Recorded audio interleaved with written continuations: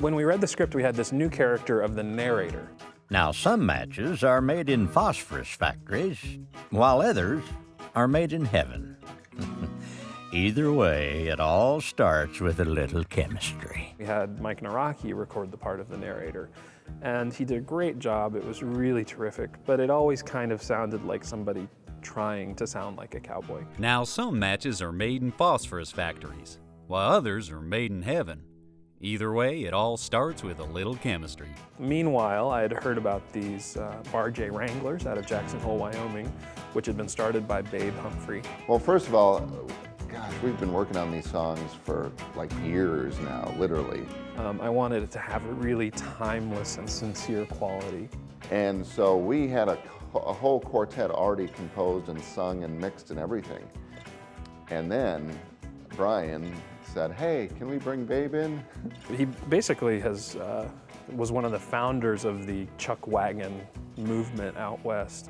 We try to entertain mom and dad, the kids, with an experience of the real West. And we're all like, wow, it's a real singing cowboy. And our show is based around cowboy humor, cowboy poetry, harmony singing, you're on a working ranch, and compare the meal as to what you might have had you been on an actual cattle drive in the late 1800s, early 1900s. And we serve out of a 10 plate and a 10 cup, and it's a cowboy experience. When I heard his answering machine, I knew that he had the part, because it was something like, you've reached Babe and Martha. We can't come to the phone right now. We're out doing chores or something. Leave a message and we'll get back to you. And it was just like, oh, that's it. That's exactly what I'm looking for. I had heard of VeggieTales, but not a lot until I mentioned it to my grandkids, and every one of them knew VeggieTales. I sit there and got tickled. I read the script on this one that we're doing on the plane coming in, and I was really got to giggling. People around me were asking, what are you laughing at? I said, well, you got to read these scripts, you know. Hey, any luck today?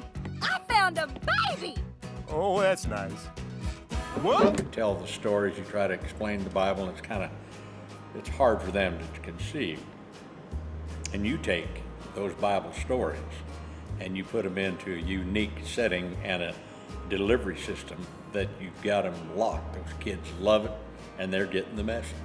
Babe was the real deal. Babe really made all the songs his own. But it also changed the key to everything.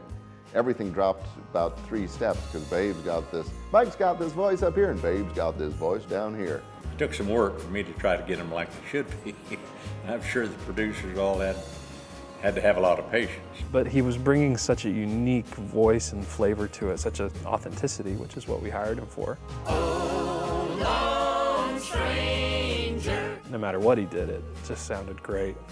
Kind of a nice thing to have when you're going down the trail of life, you know, to look back. The kids will have that.